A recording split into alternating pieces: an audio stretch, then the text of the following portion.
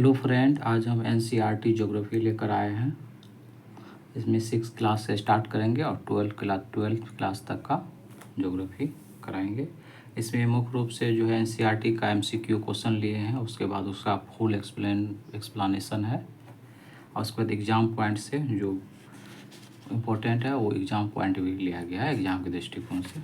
चलिए देखते हैं।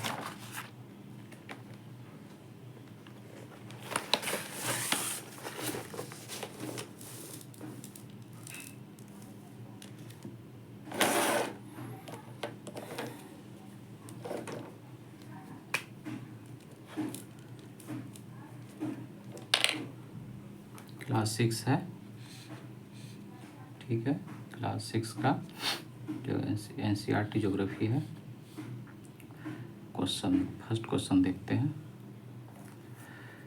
क्वेश्चन कह रहा है उत्तरी अमेरिका महाद्वीप, ठीक है। उत्तरी अमेरिका महाद्वीप और दक्षिणी अमेरिका महाद्वीप को उत्तरी अमेरिका महाद्वीप दक्षिणी अमेरिका महाद्वीप से किसके द्वारा जुड़ा हुआ है, ठीक है। तो उत्तरी अमेरिका महाद्वीप दक्षिणी अमेरिका महाद्वीप से किसके द्वारा जुड़ा हुआ है, तो इसमें एक भू डमरूमध्य, जल डमरूमध्य, नहर, चैनल, तो दोनों किससे जुड़ा हुआ है, जल से या नहर से या चैनल से कि भू डमरूमध्य, तो भू डमरूमध्य से, एक भू डमरूमध्य से जुड़ा हुआ है, ठीक है। उत्तरी अमेरिका दक्षिणी अमेरिका से एक भू डमरूमध्य से जुड़ा हुआ है। चलिए एग्जाम पॉइंट से देख लेते हैं, एग्जाम के दृष्टि से आगे जो इम्पोर्टेंट होगा। पनामा में, ठीक है, पनामा का भू डमरूमध्य उत्तर और दक्षिण अमेरिका महाद्वीप को जोड़ता है। मतलब भू डमरूमध्य जो है, पहले तो भू डमरूमध्य है कहाँ, तो पनामा में। पनामा का भू डमरूमध्य उत्तर और दक्षिण अमेरिका महाद्वीप को जोड़ता है। तो भू डमरूमध्य पूछेगा कहाँ पे है, तो पनामा में, याद रखेंगे। वही भू डमरूमध्य किसको जोड़ता है, उत्तर अमेरिका और दक्षिण अमेरिका को। चलिए अगला क्वेश्चन देखते हैं। यूरोप को एशिया से अलग करने वाली पर्वत श्रृंखला को क्या कहते हैं। यूरोप और एशिया, मैप में आप देखेंगे तो यूरोप और एशिया जो है, एशिया महादेश को कौन अलग करता है, को अलग करने वाली पर्वत श्रृंखला एंडीज, हिमालय, न एंडीज होगा न हिमालय होगा, यूराल पर्वत है, ठीक है। यूराल पर्वत है। यूराल पर्वत एग्जाम पॉइंट से देख लेते हैं। यूराल पर्वत यूरोप और एशिया के बीच सीमा बनाता है। यूरोप और एशिया के बीच सीमा बनाता कौन, यूराल पर्वत। अगला क्वेश्चन है एक पैमाना कौन सी के लिए आवश्यक है। एक पैमाना डैश के लिए आवश्यक है। पैमाना कौन सी में उपयोग होता है, स्केच के लिए नहीं, तो मानचित्र के लिए, ठीक है। पैमाना किसके लिए, मानचित्र के लिए। नीले रंग का प्रयोग किसके लिए किया जाता है, जल निकाय, पर्वत, मैदान, सड़क। मैप में नीले रंग का प्रयोग किसके लिए किया जाएगा, तो जल निकाय। नीला रंग पानी ही है।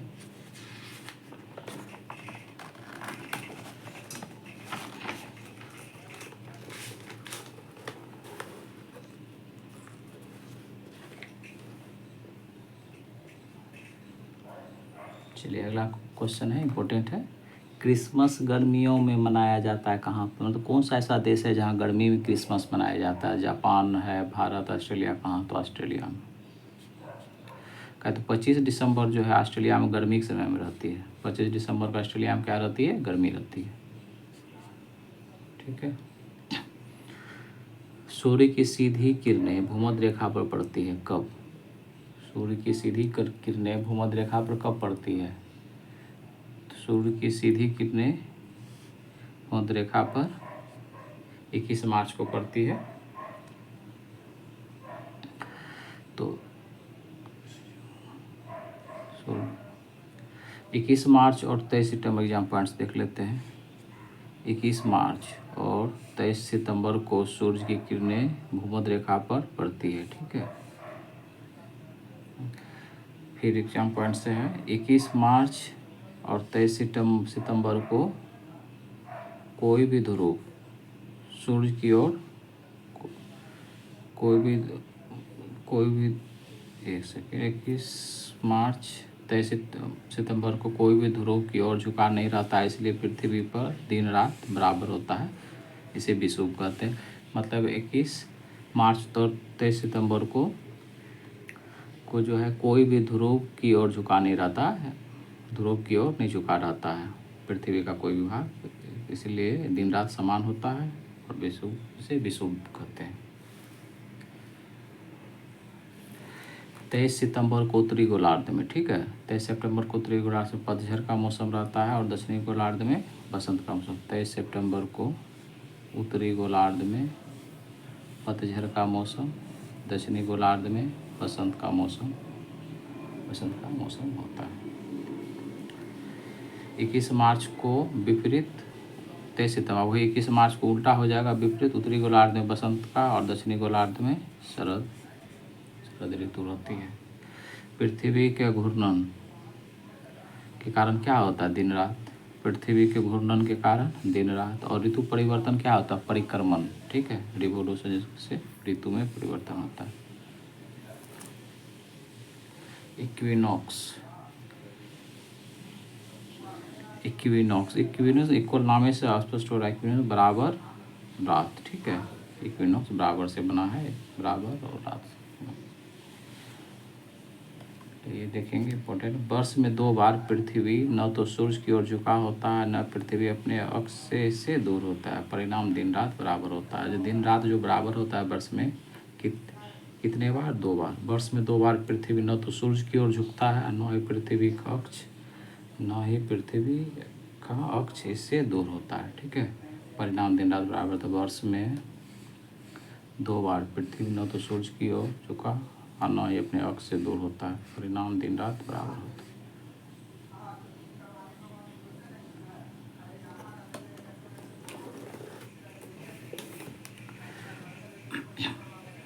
मतलब ये ऑब्जेक्टिव क्वेश्चन नाम मात्र का है, लेकिन फुल एक्सप्लेन में पूरा कवर कर दिया गया है, उससे आपको फायदा होगा। अगला है ग्रिड का नेटवर्क। ग्रिड का एक नेटवर्क है। तो ग्रिड का नेटवर्क क्या है?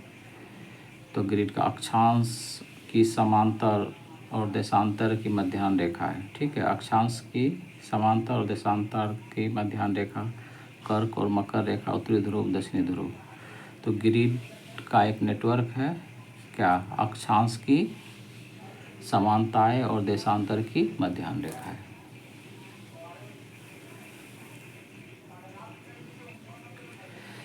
अगला है अंटार्कटिक वृत्त स्थित है। अगला क्वेश्चन है अंटार्कटिक वृत्त स्थित है कहाँ? उत्तरी गोलार्ध, दक्षिणी गोलार्ध, पूर्वी गोलार्ध। तो आर्कटिक और अंटार्कटिक, आर्कटिक है उत्तरी गोलार्ध में, अंटार्कटिक दक्षिणी गोलार्ध में, ठीक है, अंटार्कटिक। तो आर्क देख लेते हैं एग्जाम पॉइंट से। आर्कटिक वृत्त, आर्कटिक दक्षिणी गोलार्ध में है, ध्रुव, इसको ध्रुव वृत्त भी कहा जाता है। उत्तरी गोलार्ध कर्क, और देख लेंगे कर्क रेखा, और आर्कटिक वृत्त कहाँ है? उत्तरी गोलार्ध में। उत्तरी गोलार्ध में क्या क्या है? कर्क रेखा और आर्कटिक वृत्त।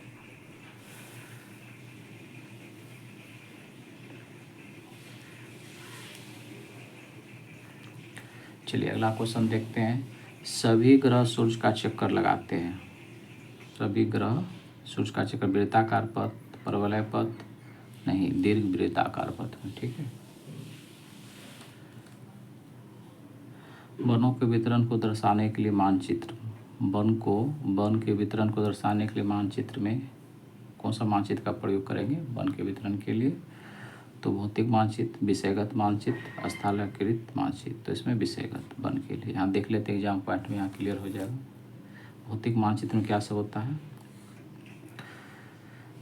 भौतिक मानचित्र में पृथ्वी की प्राकृतिक विशेषता, पृथ्वी की प्राकृतिक विशेषता, जैसे पर्वत, पठार, नदियाँ को दर्शाते हैं। पर्वत, पठार, नदियाँ को दर्शाते हुए राजनीतिक मानचित्र में राज्य, शहर, कस्बा, गांव। और विषयगत सब्जेक्ट मानचित्र में क्या है? विशेष जानकारी, जैसे रोड मैप, बारिश के नक्शे, जंगल नक्शे, उद्योग, जंगल भी यही है, बारिश, जंगल नक्शे। स्थलाकृति में यह एक नक्शा, स्थलाकृति क्या है? यह एक नक्शा है।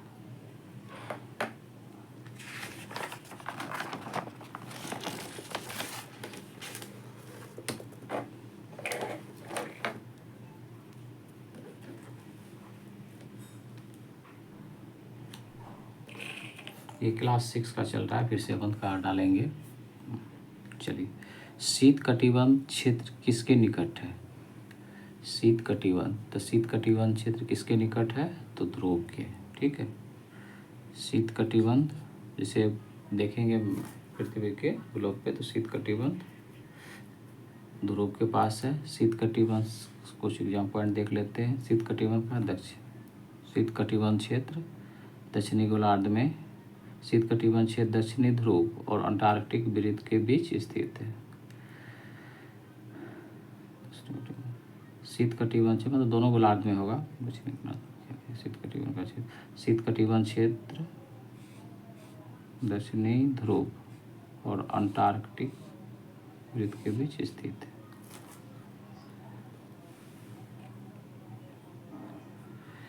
देशांतर की संख्या, क्वेश्चन, देशांतर की संख्या जो, तो देशांतर का होता है कि उत्तरी गोलार्ध दक्षिणी गोलार्ध दोनों में काउंट होता है, इसलिए 360 होगा। देशांतर रेखा उत्तरी और दक्षिणी गोलार्ध में चलती है।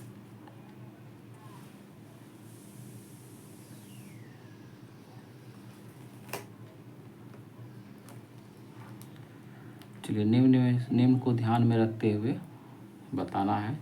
विद्युत चुंबकीय विकिरण, भूतापीय ऊर्जा, गुरुत्वाकर्षण बल, प्लेट गतिशीलता, पृथ्वी की घूर्णन, पृथ्वी की परिक्रमण, उपरोक्त में से कौन सा पृथ्वी की सतह पर गतिशील लाने के लिए जिम्मेदार है? इसमें से कौन पृथ्वी की सतह पर गतिशील लाने के लिए जिम्मेवार है? विद्युत चुंबकीय विकिरण, भूतापीय ऊर्जा, गुरुत्वाकर्षण बल, प्लेट गतिशीलता, पृथ्वी के घूर्णन, पृथ्वी का परिक्रमण, उपरोक्त में से तो ये सभी हो जाएगा। ये पृथ्वी की सतह पर गतिशील परिवर्तन, पृथ्वी की सतह पर गतिशील परिवर्तन लाने के लिए सभी जिम्मेदार हैं।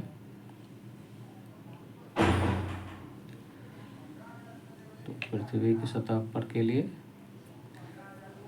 उपरोक्त सभी।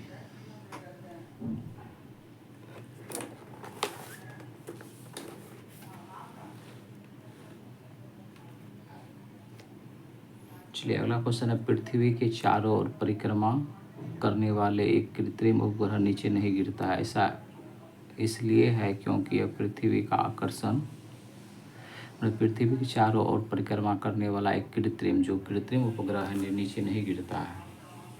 ऐसा इसलिए होता है कि पृथ्वी का आकर्षण क्या है? पृथ्वी का आकर्षण बल।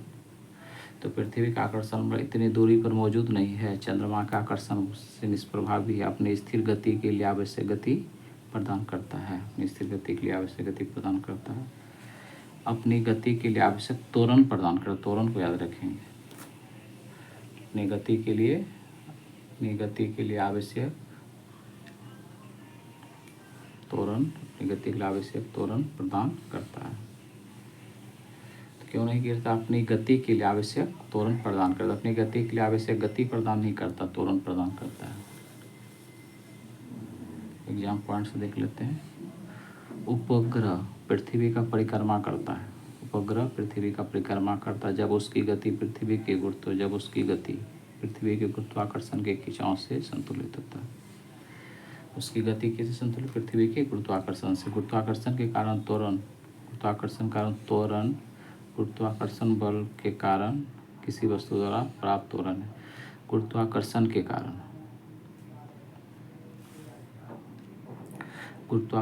कारण त्वरण गुरुत्वाकर्षण बल के किसी वस्तु का त्वरण है। उपग्रह गति में रहता है जो गुरुत्व के नीचे की ओर खींचने के मुकाबले काफ़ी अधिक होता है। उपग्रह गति में रहता है जो गुरुत्व के नीचे खींचने के मुकाबले काफ़ी अधिक होता है, मतलब गुरुत्व बल से काफ़ी अधिक होता है, खींचने के मुकाबले अधिक होता है। फिर ये संतुलन, यदि ये संतुलन नहीं रहेगा तो उपग्रह अंतरिक्ष में सीधी रेखा में उड़ जाएगा या पृथ्वी पर आ जाएगा।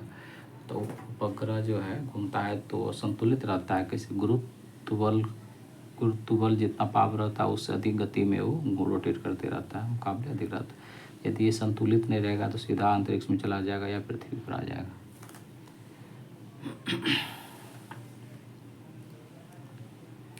अगला है, कौन सा तत्व पृथ्वी पर जीवन के लिए जिम्मेदार था? ठीक है, पृथ्वी पर जीवन के लिए। तो यहाँ देखिए हाइड्रोजन ऑक्सीजन है लेकिन सोडियम नहीं होगा, यह कार्बन, हाइड्रोजन, नाइट्रोजन।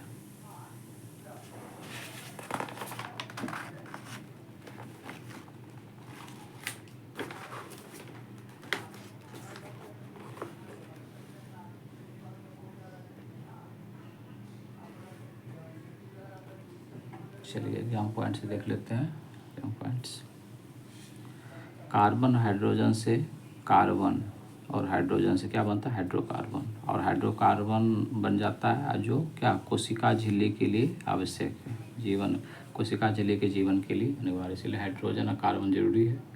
5 तत्व कार्बन, हाइड्रोजन, ऑक्सीजन, नाइट्रोजन और सल्फर प्रोटीन के अमीनो अम्ल का निर्माण करता है। ठीक है, तो ये भी जरूरी है, कार्बन, हाइड्रोजन, ऑक्सीजन, नाइट्रोजन और सल्फर।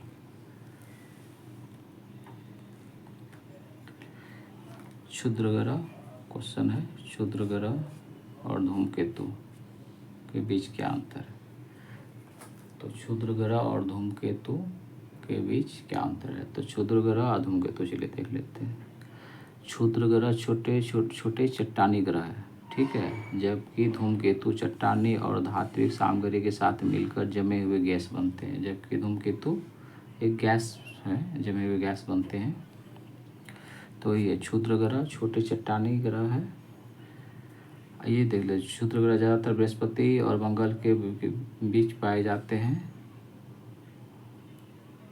ज़्यादातर के बीच पाया जाता है, जबकि धूमकेतु शुक्र और ऐसा नहीं, शुक्र और के बीच होते रहते, ऐसा नहीं। धूमकेतु चमकदार पुंज देखते, जबकि क्षुद्र ग्रह ऐसा, क्षुद्र ग्रह ऐसा। एग्जाम पॉइंट,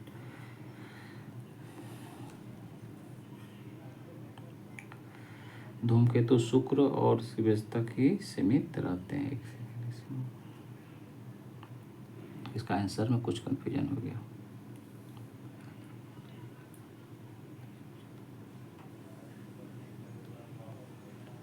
छोटे चट्टानी ग्रह है, चट्टानी ग्रह है, जबकि धूमकेतु चट्टानों के सामने से क्या होता है।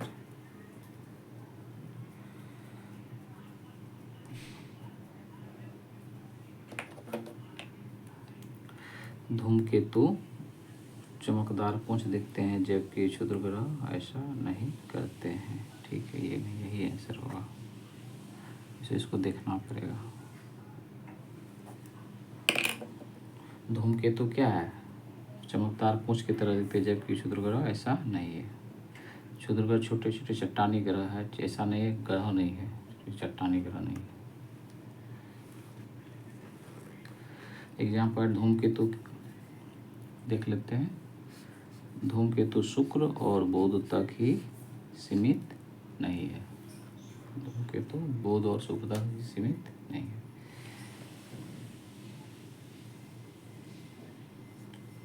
चलिए, ये बहुत इम्पोर्टेंट है, पल्सर। पल्सर क्या है देख लेते हैं।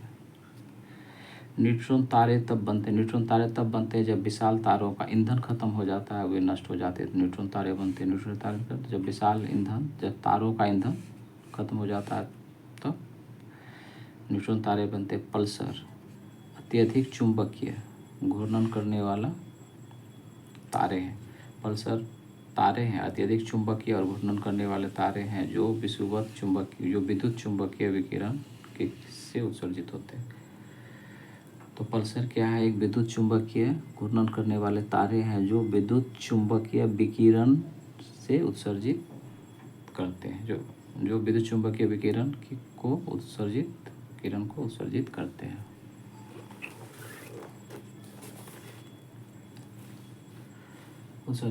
और नियमित पल्सर के रूप में दिखाई देते हैं। फिर देखिए एग्जाम पॉइंट में, निहारिका क्या है, अंतरिक्ष में क्या है, गैस एवं धूल के विशाल बादल है। निहारिका क्या है, गैस और धूल का विशाल बादल है, न कि तारे। निहारिका तारे नहीं है, गैस और धूल का बादल है।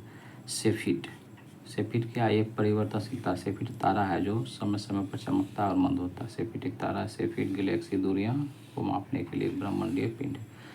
सेफिर से गैलेक्सी की दूरी भी मापा जाता है। यह एक ब्रह्मांड, यह पिंड।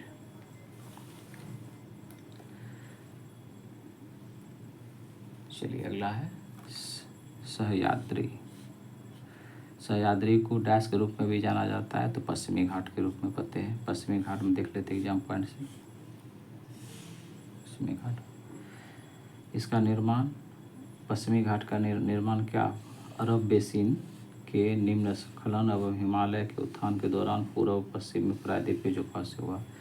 पश्चिमी घाट का निर्माण अरब बेसिन के निम्न स्खलन एवं हिमालय के उत्थान के दौरान पूर्व और उत्तर पूर्व में प्रायद्वीप के झुकाव से हुआ है। चलिए दक्कन का पठार इम्पोर्टेंट है एग्जाम पॉइंट से। भारत का सबसे बड़ा पठार है ये महाराष्ट्र, तेलंगाना, उत्तरी कर्नाटक, गुजरात, काठियावाड़ में फैला, गुजरात के काठियावाड़ में फैला हुआ है। यह ज्वालामुखी पठार है। यह ज्वालामुखी पठार है जो बेसाल्टिक लावा से बना है। ठीक है, बेसाल्टिक लावा से बना है। पश्चिम में मोटाई अधिक और पूर्व में ढलान है। पश्चिम में मोटाई अधिक और पूर्व में ढलान है। पठार के पश्चिमी किनारा को सह्याद्री कहते हैं। ये दक्कन के पठार के पश्चिमी भाग को ही सह्याद्री कहते हैं।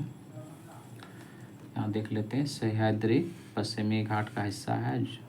ठीक है, पठार में बालाघाट एवं अजंता की पहाड़ी है। इसी पठार, दक्कन के पठार में क्या है, बालाघाट एवं अजंता की पहाड़ी। दक्कन के पठार का दक्षिणी हिस्सा को तेलंगाना या कर्नाटक का क्षेत्रीय नाम से भी जाना जाता है।